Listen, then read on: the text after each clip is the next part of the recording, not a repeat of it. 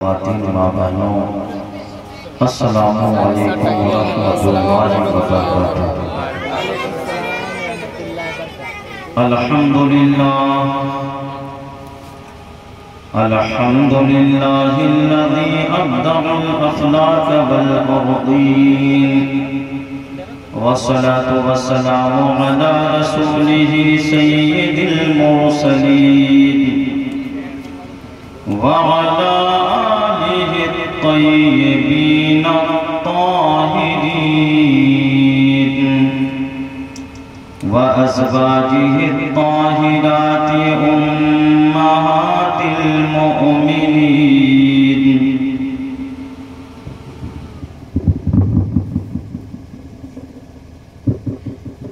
وعلى أصحابه المكرمين أما بعد فأعوذ بالله من الشيطان الرجيم بسم الله الرحمن الرحيم وعاشروهن بالمعروف صدق الله مولانا العظيم وبلغنا رسوله النبي الأمين الكريم ونحن على ذلك لمن الشاهدين والشاكرين والحمد لله رب العالمين۔ آئیے سب سے پہلے ہمارا عقیدت و محبت کے ساتھ حضور تاجدار مدینہ صاحب معطر پسینہ باعث نزول سکینہ رحمت عالم نور مجسم فخر بنی آدم انیس الغریبین مراد المشتاقین شمس العارفین طہ و یاسین رحمت للعالمین جان نور ہمارے حضور شافع یوم النشور احمد مصطفیٰ محمد مصطفیٰ صلی اللہ علیہ وسلم کی بارگاہ نور میں درودوں کا ہدیہ پیش کریں۔ اللہم صلی علی سیدنا و شفینا مولانا محمد بارک وسلم صلو علیہ صلاۃ و سلام علیک یا رسول اللہ صلی اللہ تعالی علیہ وآلہ وسلم۔ یہ جشن شادی خانہ آبادی کے مقدس اور مبارک و مسعود موقع پر جلسے کا اہتمام کیا گیا۔ مومن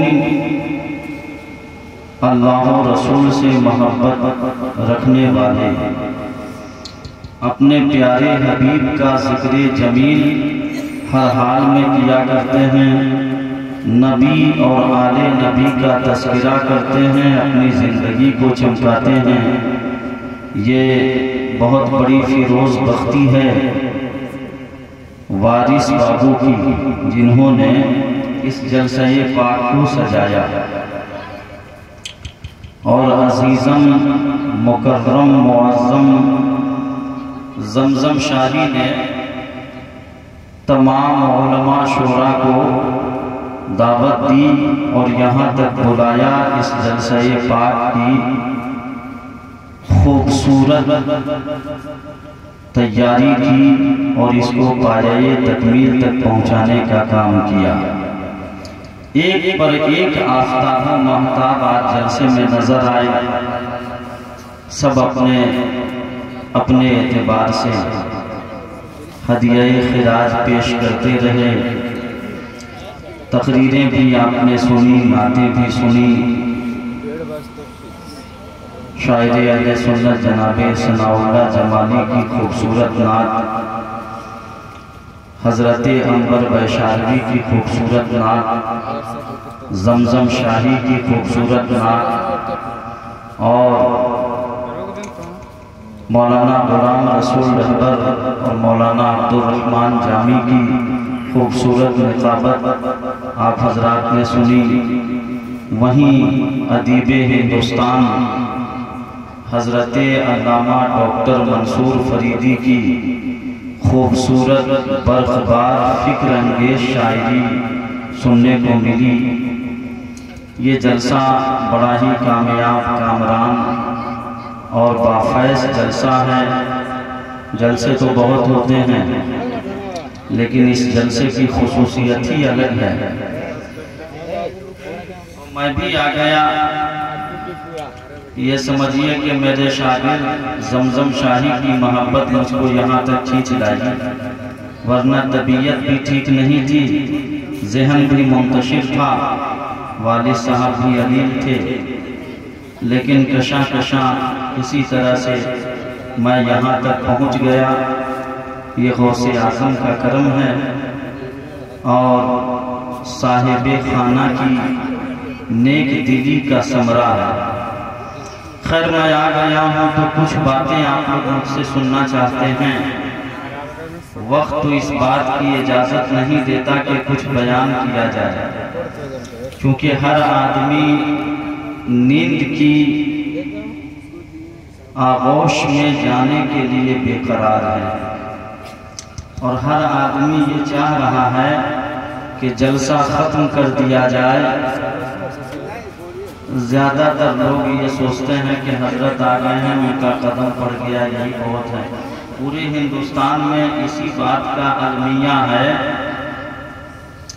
کہ جتنے جلسے ہوتے ہیں سب میں جتنے خطیب ہوتے ہیں، جتنے مقررین اور شورا ہوتے ہیں، سب سے تقریر کرا لی جاتی ہے، نعتیں پڑھوا لی جاتی ہیں اچھے ماحول میں، زندہ و جاوید ماحول میں، جب لوگ زندہ ہوتے ہیں اور جب وہ موت کو گلے لگانے کے قریب ہو جاتے ہیں، یعنی بالکل خواب خرگوش کی حالت میں چلے جاتے ہیں، تب مجھے بیٹھا دیا جاتا ہے۔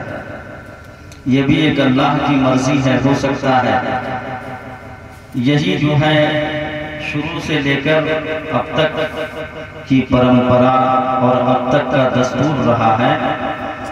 تو آپ لوگ سننا چاہتے ہیں، حالانکہ اس لائق تو میں نہیں ہوں، لیکن زمزم شاہی نے فرمایا۔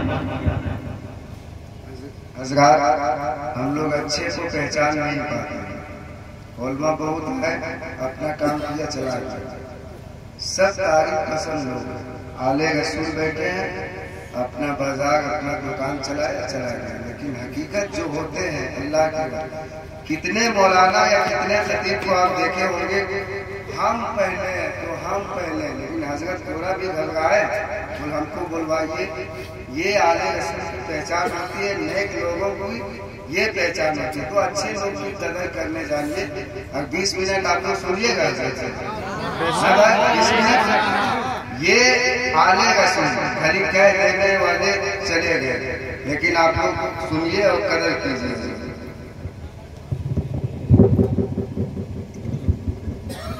سارے علماء ہمارے سروں کے تاج ہیں، ان کی عزت کرتے ہیں، الحمدللہ یہ دین متین کی خدمت کرنے والے لوگ ہیں۔ لیکن میرے دوستو تھوڑی دیر کے لیے میں آپ لوگوں کو کچھ عشق رسول کا جام دلانے کی کوشش کروں۔ اس سے پہلے میں اپنے شاگرد رشید عزیزم زمزم شاہی کی فرمائش پوری کر دوں۔ انہوں نے کہا کہ حضرت ترنم میں آپ کلام سنا دیجئے گا، سبحان اللہ۔ تو میں کلام رضا کے 2-3 اشعار پیش کر دیتا ہوں، سننا چاہتے ہیں؟ درود پاک پڑھیے، اللہم صلی علی سیدنا شفیعنا مولانا محمد وآلہ وسلم، سلموا علیہ الصلاۃ والسلام علیک یا رسول اللہ صلی اللہ علیہ وسلم۔ آواز بالکل لگی ہوئی ہے، اعلیٰ حضرت کا کلام عشق میں ڈوبا ہوا ہے اور محبت رسول صلی اللہ علیہ وسلم کی شیرینی سے نقطہ آفرینیوں سے سرشار ہے۔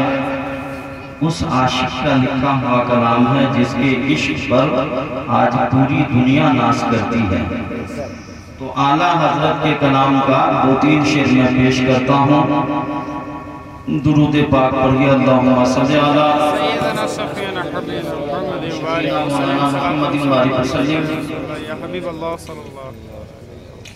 صلو علیہ السلام علیکہ یا حبیب اللہ صلی اللہ تعالیٰ علیہ وسلم۔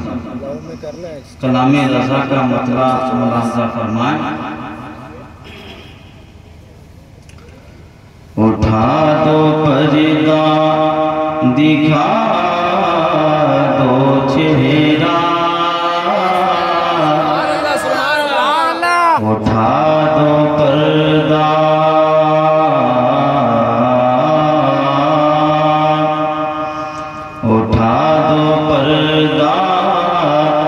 دکھا دو چہرہ کہ نور باری حجاب میں ہے، اٹھا دو پردہ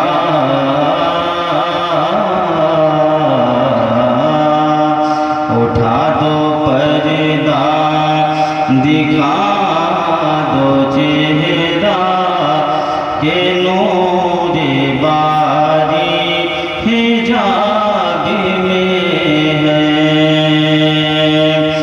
زمانہ تاریکی ہو رہا ہے کہ میرے کبھی سے نقاب میں ہے، اٹھا دو پردہ دکھا دو چہرہ کہ نور باری حجاب میں ہے، اٹھا دو پردہ دکھا دو چہرہ کہ نور باری حجاب میں ہے۔ دیکھیں اعلیٰ حضرت نے کتنا اچھا شعر اللہ کے حبیب کی محبت میں ڈوب کر لکھا۔ یا رسول اللہ آپ اپنے چہرے سے پردہ ہٹا دیجئے، اے میرے آقا آپ اپنے چہرے سے پردہ ہٹا دیجئے، آپ کے چہرے کے جلوہ حسن کو دیکھ کر یہ شمس و قمر، یہ چاند ستارے، یہ کہکشاں، یہ خورشید و نجوم سب روشنی کی بھیک مانگتے ہوئے نظر آتے ہیں۔ اے میرے آقا دنیا میں جو روشنی ہے وہ آپ کے جلوہ زیبا کی برکت سے نظر آ رہی ہے۔ تو اعلیٰ حضرت فرماتے ہیں کہ اٹھا دو پردہ دکھا دو چہرہ کہ نور باری حجاب میں ہے۔ زمانہ تاریکی ہو رہا ہے کہ میری کبھی سے نقاب میں ہے، اٹھا دو پردہ دکھا دو چہرہ کہ نور باری حجاب میں ہے۔ اور دیکھیں اعلیٰ حضرت کیا فرماتے ہیں کہ انہی کی بوما یہ سمن ہے، انہی کا جلوہ چمن چمن ہے، انہی کی بوما یہ سمن ہے، انہی کا جلوہ چمن چمن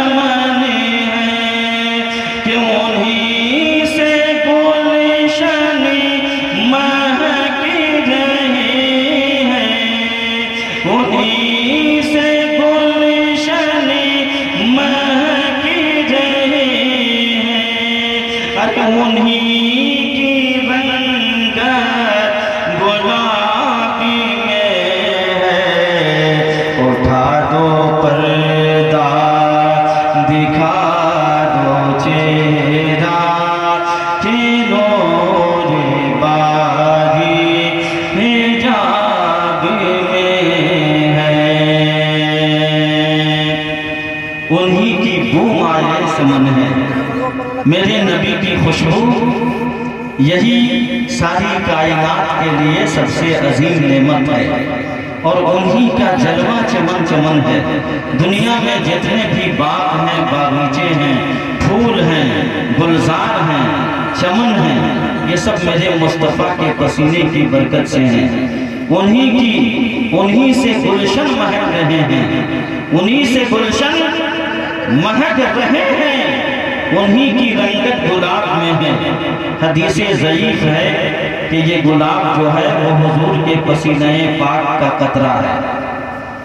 کسی نے کہا کہ حدیث تو ضعیف ہے، لیکن اعلیٰ حضرت 14ویں صدی کے مجدد اعظم ہیں، الشاہ امام احمد رضا خان، جنہیں سنیوں کا آقائے نعمت کہا جاتا ہے، دریائے رحمت کہا جاتا ہے، کنز الکرامت، رفیع الدرجت، امیر کشور فقاہت، اعلیٰ حضرت عظیم البرکت فرماتے ہیں کہ حدیث اگر ضعیف بھی ہو تو وہ اعمال میں قابل قبول ہے۔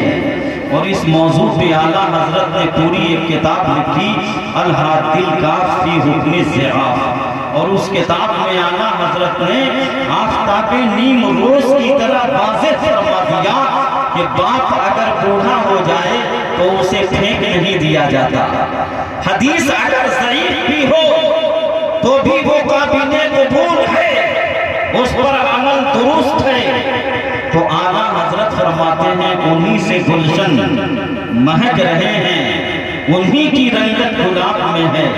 اور دیکھیں اعلیٰ حضرت فرماتے ہیں کہ جلی جلی بو سے اس کی پیدا ہے سوزش عشق چشم والا، کباب آہوں میں بھی نہ پایا، کباب آہوں میں بھی نہ پایا، مزہ جو دل کے کباب میں ہے، اٹھا دو پردہ دکھا دو چہرہ کہ نور باری حجاب میں ہے۔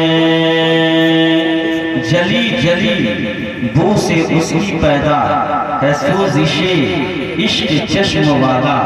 اے دنیا والوں، عشق رسول کی پھٹی میں جلا کر میں نے اپنے دل کو ایسا کباب بنا لیا کہ دنیا کے کسی ہرن کے کباب میں بھی اتنا مزہ نہیں جتنا مزہ نبی کے عشق میں ہے۔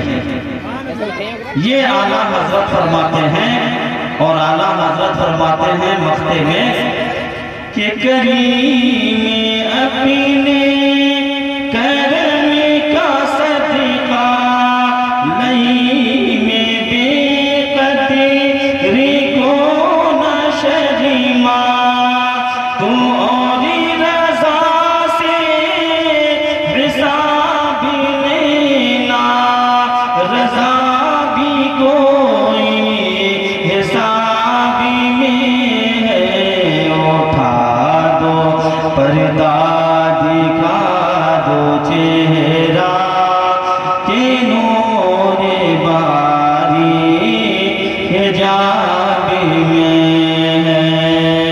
اب جشن شادی کے تعلق سے کچھ حدیثیں میں بیان کر دیتا ہوں تاکہ اس محفل پاک کی برکت حاصل ہو جائے۔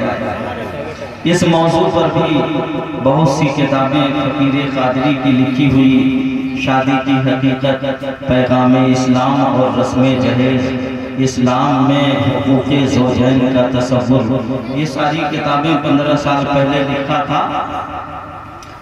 انہی میں سے چند حدیثیں اخذ کر کے میں آپ لوگوں تک پیش کر دوں تاکہ محفل پاک کا حق ادا ہو جائے۔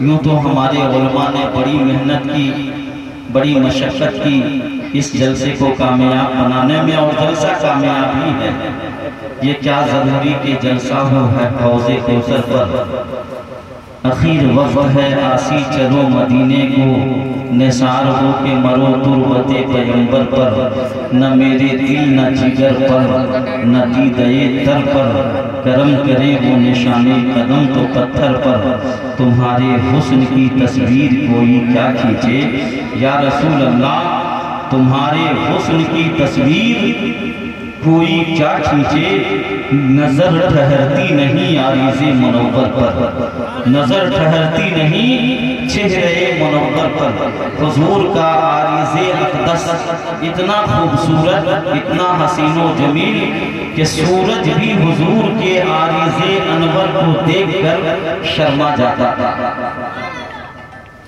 اسی کو کہا کوئی گیا سوئے کعبہ، کوئی گیا سوئے دیر، پڑے رہے تیرے بندے مگر تیرے در پر۔ یہ سب شعر آپ لوگوں کے سمجھنے کا نہیں ہے، یہ بہت بڑے مغز بادام شیری کا لکھا ہوا شعر ہے، بہت بڑے شاعر کا لکھا ہوا شعر، علامہ آصف غازی پوری علیہ رحمت و رضوان، اللہ ان کی قبر پہ رحمت و نور کی بارشیں نازل فرمائے۔ یہ جلسہ پاک ہے خطبہ مسنونہ کے بعد قرآن عظیم فرقان حمید کی جس آیت پاک کی تلاوت کا شرف ہم نے حاصل کیا۔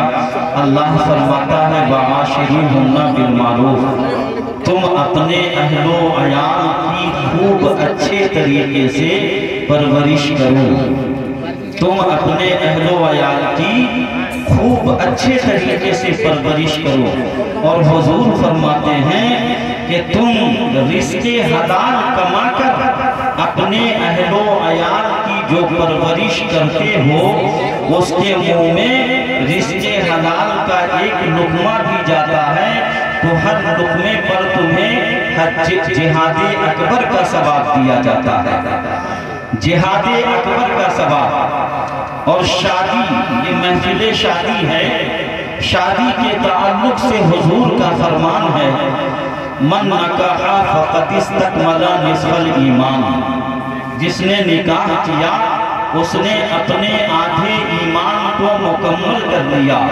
فَلْيَتَّقِ اللَّهَ فِي النِّصْفِ الْبَاقِي، تو آدھے ایمان میں یہ بات شامل ہے کہ وہ اپنے دل میں اللہ کا ڈر پیدا کرے، اللہ کا خوف پیدا کرے، تقوی پیدا کرے۔ تقوی آدھا ایمان ہے اور شادی آدھا ایمان۔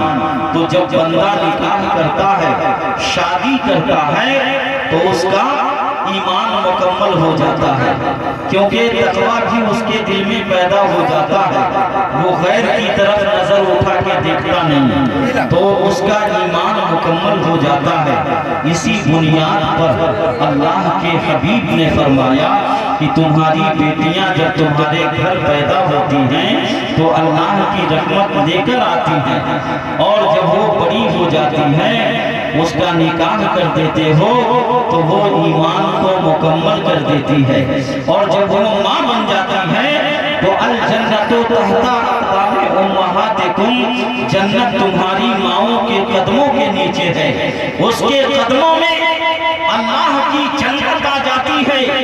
پتہ چلا بیٹی گھر میں آئی، رب کی رحمت لے کر آئی، ماں بنی، جنت اس کے قدموں میں آ گئی۔ جب نکاح ہوا تھا تو ایمان کو مکمل کر دیا۔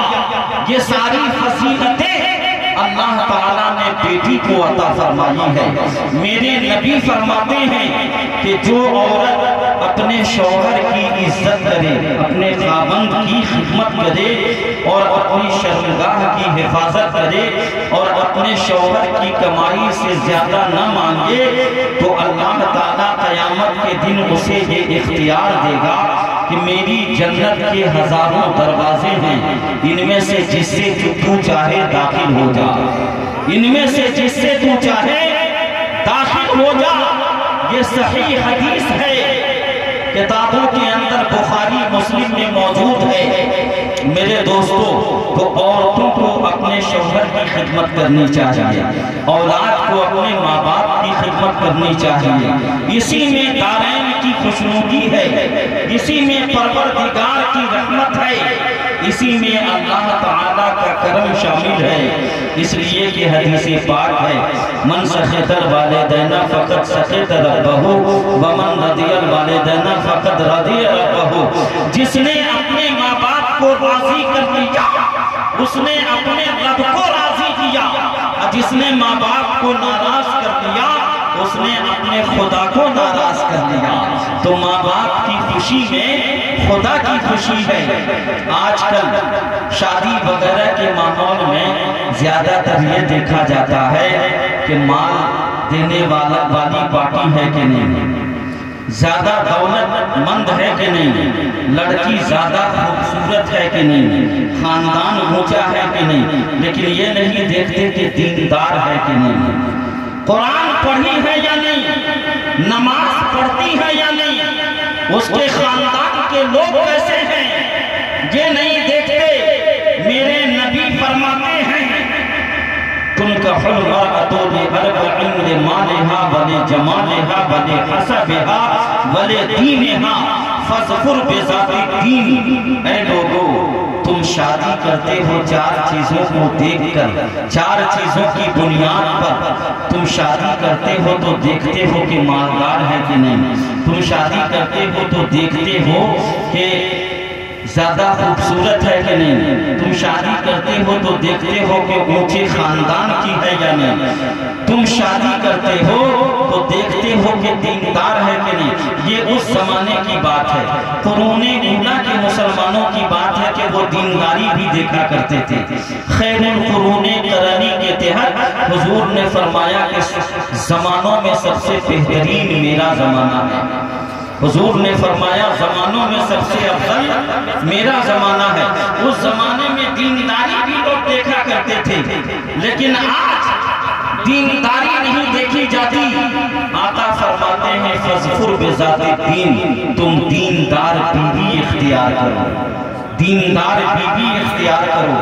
حضور فرماتے ہیں کہ عرب کی کاری کلوٹی کنیز اس حسین دوشیزہ سے بہتر ہے جس کے اندر دینداری نہ ہو۔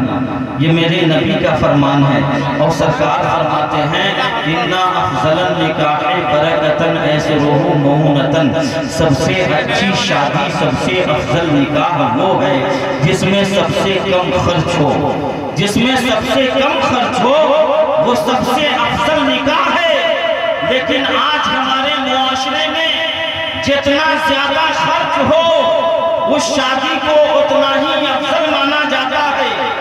نہیں میرے دوستو، نکاح کو اسلام نے بہت آسان فرما دیا ہے، لیکن دیکھو قرون اولیٰ کے مسلمانوں کا کیا ایمان تھا۔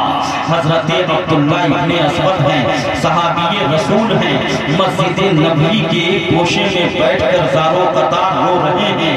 نبی کونین نے پوچھا عبداللہ کیوں رو رہے ہو، یہ آنسو کیوں بہا رہے ہو؟ کہا یا رسول اللہ آج تک میں نے آپ کی تمام سنتوں کو ادا کیا ہے، مجھ سے ایک سنت چھوٹ رہی ہے۔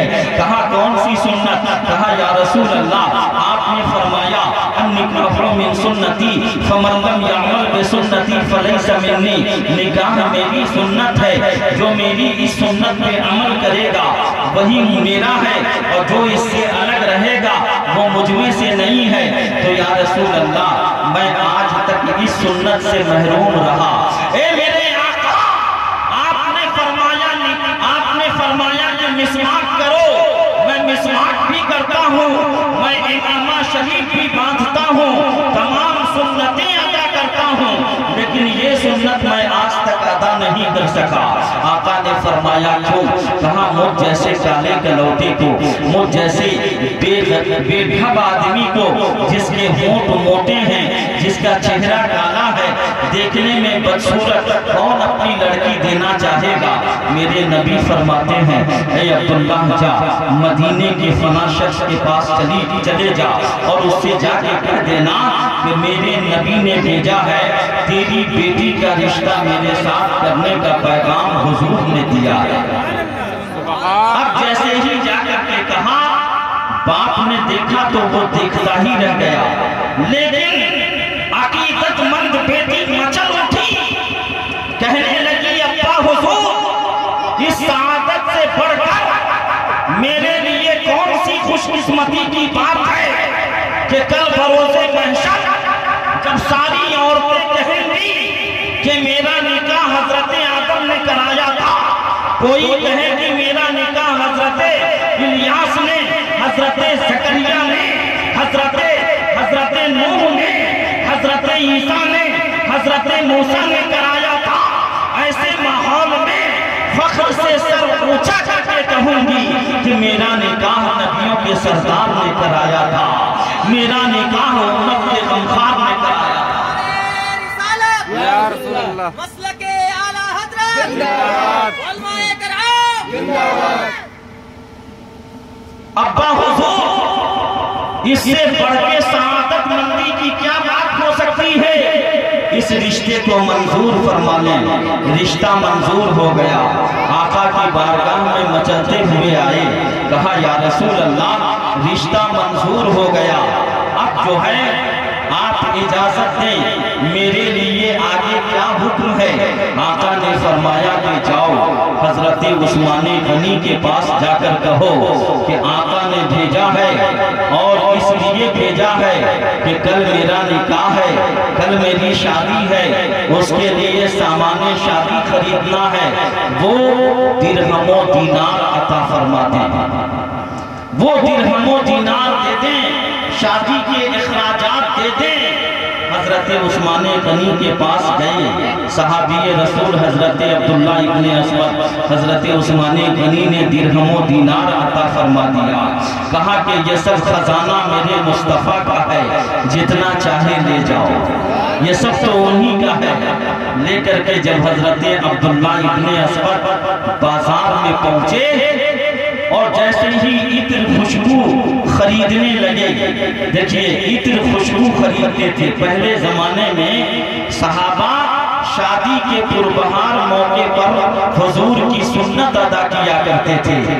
میرے نبی فرماتے ہیں حبب الی من دنیاکم ثلاث، تمہاری دنیا کی 3 چیزیں مجھے پسند ہیں، الطیب والنساء والسواک، پہلی چیز ہے خوشبو، دوسری چیز ہے نیک عورت، اور تیسری چیز ہے مسواک۔ نیک عورت کے سلسلے میں حضرت ابن عباس رضی اللہ تعالیٰ عنہ اور حضرت انس ابن مالک سے بخاری میں یہ روایت ہے، سرکار فرماتے ہیں الدنیا کلھا متاع وخیر متاع الدنیا المرأۃ الصالحہ، دنیا سب کے سب سامان زندگی ہیں، اور دنیا کی سب سے قیمتی چیز، دنیا کی سب سے پیاری چیز، دنیا کی سب سے بہترین چیز نیک عورت ہے۔ تو میرے دوستو، حضرت عبداللہ خوشبو خرید رہے تھے، ادھر مسجد نبوی سے منادی نے آواز دی، چلو دین مصطفیٰ کی حفاظت کے لیے میدان کارزار میں۔ حضرت عبداللہ ابن اسود جو چیزیں شادی کے لیے خرید چکے تھے اسے واپس کر دیتے ہیں، اور اس کے بعد آپ نے ایک تلوار خریدی، ایک زیرہ خرید لیا، ایک ڈھال خرید لی، ایک گھوڑا خریدا، ایک کمبل خریدا جس سے اپنے چہرے کو ڈھک لیا، جس سے اپنے چہرے کو ڈھک لیا۔ اچھا حضرت عبداللہ نے کمبل کیوں خریدا؟ کمبل اس لیے خریدا کہ کہیں حضور کی نظر میرے چہرے کے پڑے اور آقا فرما دیں کہ عبداللہ کل تیری شادی ہونے والی ہے، کل تیرا نکاح ہونے والا ہے، تجھے میدان جنگ میں جانے کی اجازت نہیں ہے، تجھے میدان جنگ میں جانے کی اجازت نہیں ہے، تو میں اس فضیلت سے محروم ہو جاؤں گا، اس لیے کمبل بھی خریدا، کمبل سے چہرے کو ڈھک لیا۔ حضرت عبداللہ ابن اسود میدان کارزار میں پہنچے، دشمنوں سے بڑی دلیری کے ساتھ لڑتے رہے، شیر زیاں کی طرح ان پر حملہ کرتے رہے اور ظالموں کو خاک و خون میں ملاتے رہے۔ اچانک ایک وقت ایسا آیا کہ حضرت عبداللہ ابن اسود شہید ہو گئے، انا للہ و انا الیہ راجعون۔ شہید ہو کر جب زمین پہ گرے اور چہرے سے کمبل ہٹا، نبی کونین کی نظر پڑی، حضور کی آنکھوں میں آنسو آ گئے۔ سبحان اللہ۔ اے دنیا والو، آج شادی کرتے ہو لذت دنیا کے حصول کے لیے، لیکن میرے نبی کے صحابہ सहाबा का ईमान देखो, उन्होंने दीन की बका के लिए शादी की।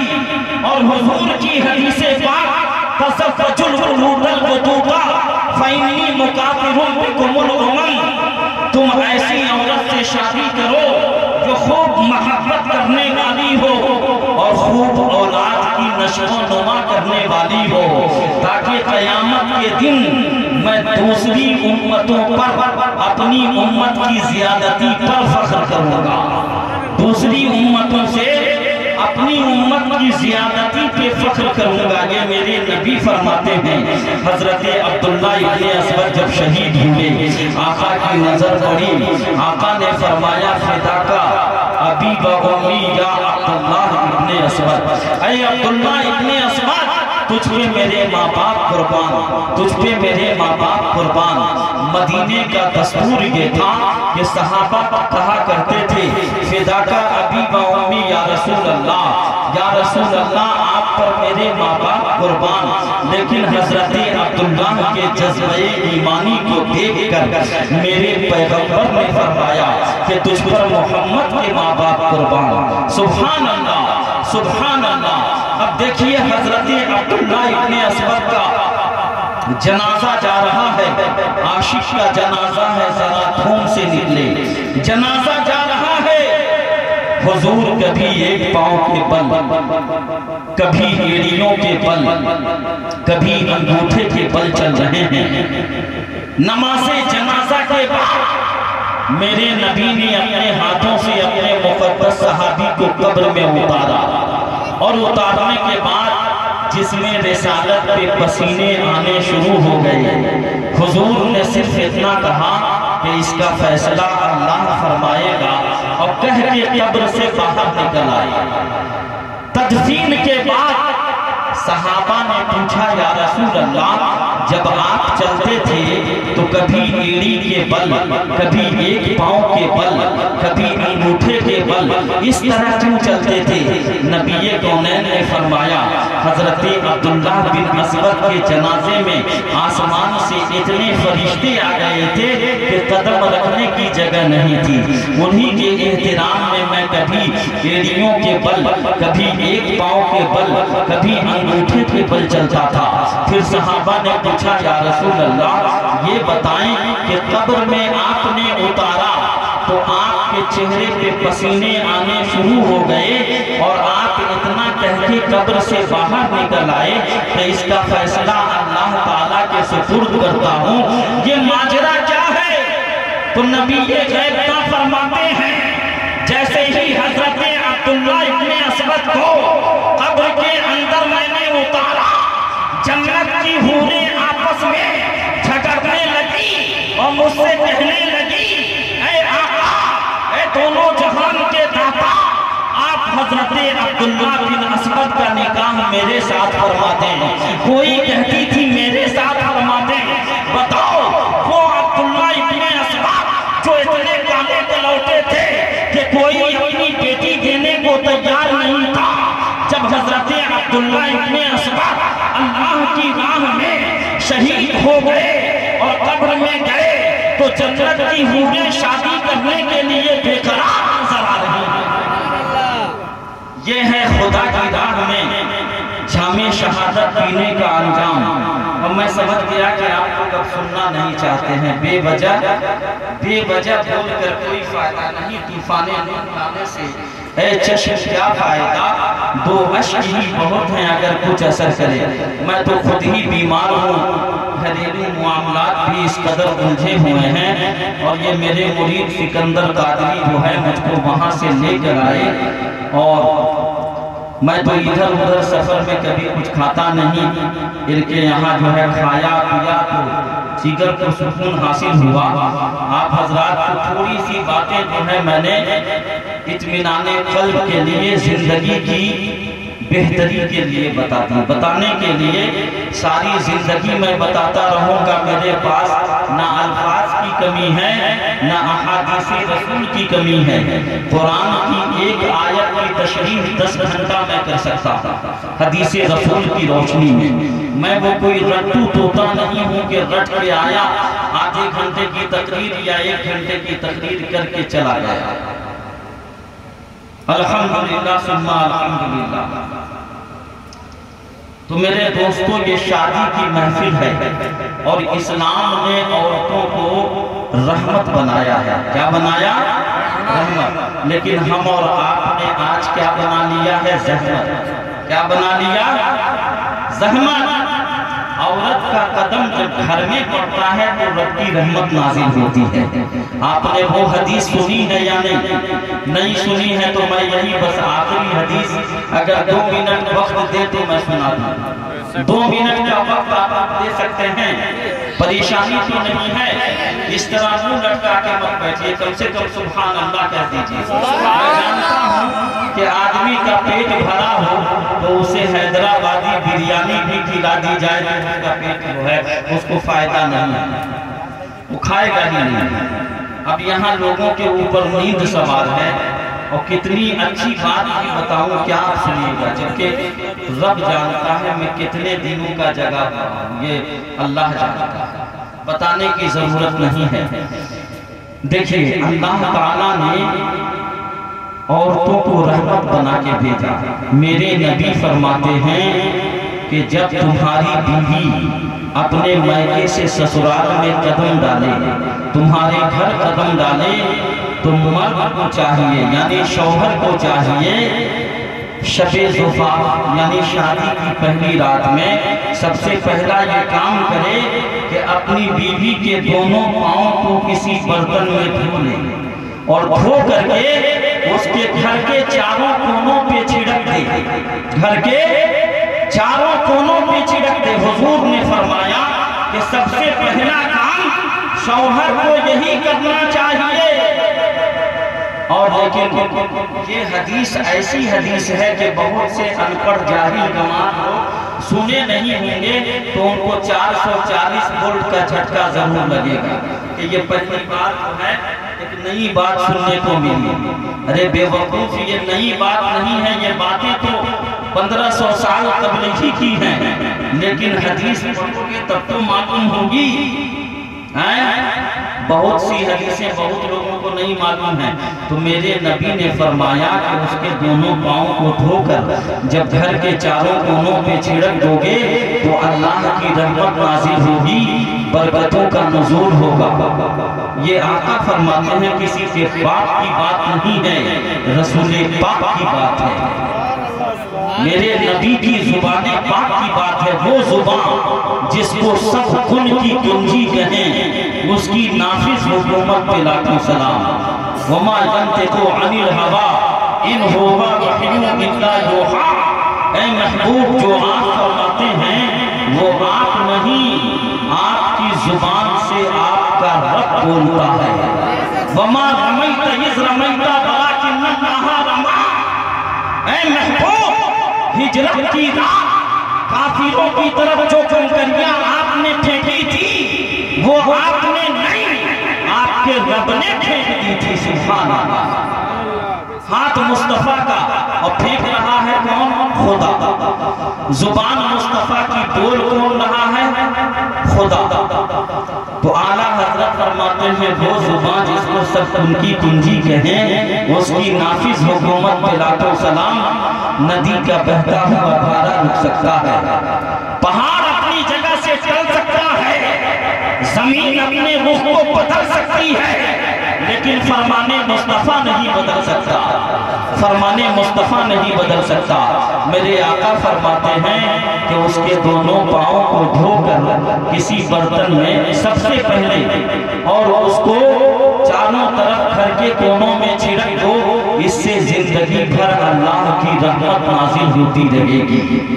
یہاں تو معاملہ یہ ہوتا ہے کہ شادی ہوئی، چند دنوں تک میاں بیوی کے معاملات اچھے رہے اور اس کے بعد دونوں میں کھٹپٹ شروع ہو گئی.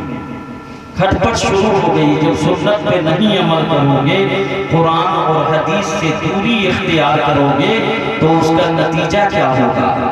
حقیقت روایات میں کھو گئی، یہ دنیا خرافات میں کھو گئی۔ جو چیزیں اسلام میں نہیں ہیں وہ اچھی طرح اس قوم کو معلوم ہے، جو اسلام میں نہیں ہے اس کو خوب دھڑلے کے ساتھ اس طرح کرتے ہیں جیسے کہ یہ عین ایمان میں داخل ہے۔ جو چیز اسلام میں ہے اس کو کرنا نہیں چاہتے، یہ بہت بڑا المیہ ہے۔ وقت نہیں ہے کہ میں آپ کو کچھ بتا سکوں، مجھ کو تو آدھا گھنٹہ لگ جاتا ہے صرف تمہیدی بیان کرنے میں۔ اللہ تبارک و تعالی ہم سب کو صراط مستقیم پہ چلنے کی توفیق عطا فرمائے، اور یہ بابو عزیزم وارث سلمہ نے جو جلسہ سجایا ہے، اس جلسے کے فیضان سے رب العالمین انہیں اور ان کے گھر والوں کو مالا مال فرما دے۔ رب العالمین اس جلسہ پاک کی برکت سے ان کی شادی میں بے پناہ برکتیں عطا فرمائے۔ دیکھیے کتنا اچھا کام انہوں نے کیا کہ دنیا دار شادی کے موقع پہ 10,000 20,000 50,000 ناجائز کاموں میں خرچ کر دیتے ہیں۔ کوئی ڈی جے باندھ لیتا ہے، کوئی آتش بازی میں اڑا دیتا ہے، لیکن انہوں نے نبی کا جلسہ کر کے یہ بتا دیا کہ ہم غلامان نبی ہیں، ہم نبی کے طریقے پہ ہی چلیں گے، اور حضور کے غلام کی شان بھی یہی ہونی چاہیے کہ وہ محفل مصطفیٰ میں چاہے جس قدر اپنی دولت خرچ کریں گے اللہ اس کا 10 گنا عطا فرمائے گا۔ اور حضرت ابو بکر صدیق فرماتے ہیں من انفق درہمن فی میلاد النبی صلی اللہ علیہ وسلم معی فی الجنہ، جو 1 درہم حضور کی محفل میں خرچ کرے گا اسے میرے ساتھ جنت میں جانے کا شرف حاصل ہوگا۔ اللہ تبارک و تعالی ہم سب کو انہی چند باتوں پہ عمل کرنے کی توفیق عطا فرمائے۔ اخیر میں پڑھ لیجئے استغفر اللہ ربی من کل ذنب واتوب الیہ، لا الہ الا اللہ محمد رسول اللہ صلی اللہ علیہ وسلم۔ پھول کی پتی سے کٹ جاتا ہے ہیرے کا جگر، مرد نادا پر کلام نرم و نازک بے اثر، طوفان نوح لانے سے اے چشم کیا فائدہ، وہ اشک ہی بہت ہیں اگر کچھ اثر کرے۔ کھڑے ہو جائیے اور